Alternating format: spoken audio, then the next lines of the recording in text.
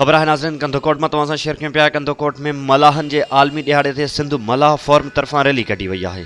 अब्दुल गफूर भलकानी की रिपोर्ट मुताबिक कंदोकोट में मलाहन के आलमी दिहाड़े के मौके ते सिंध मलाह फोरम तरफा रैली कढी वही। रैली की क्यादत सिंध मलाह फोरम अगवान सरदार नसीर खान मीरानी, ज़िले सदर गुलाम मुस्तफ़ा मीरानी, मरकजी नायब सदर बशीर अहमद मीरानी, जनरल सेक्रेटरी गुलाम रसूल मीरानी, गुलहसन मीरानी, रज़ा मोहम्मद मीरानी, कुदरतुल्लाह मीरानी, अकबर मीरानी, हमीद मीरानी, रैस रहज़न मीरानी, लाल अहमद मीरानी, रमज़ान मीरानी, आमिर अली मीरानी ऐं ॿियनि केतिरनि अगवाननि शिरकत कई है।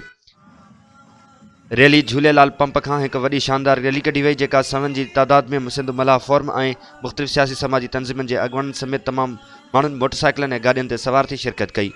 रैली में शरीक मलाह बिरादरीत पारा मलाहन के हक़न और उन्हनि के तहफ़ुज़ लाइ ज़ोरदार नारेबाजी पिण कई है।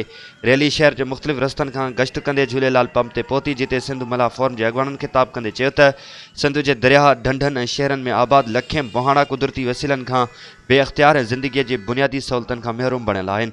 उन्होंने चयो त हुकूमत के अदम दिलचस्पी और ख़राब मनसूबाबंदी सबब मुहाड़न के रोज़गार के हद का वधिक खतरा पैदा थी विया आहिनि, जंहिं करे हिन मुल्क में आबाद लखें मलाहन जा ख़ानदान हुकूमत की गलत पॉलिसियुनि सबब सिर्फ बदतरीन मुआशी बदहाली जो शिकार होने सबब खेन पैण के कुदरती वसीलन का भी बेअख्तियार किया वियो है।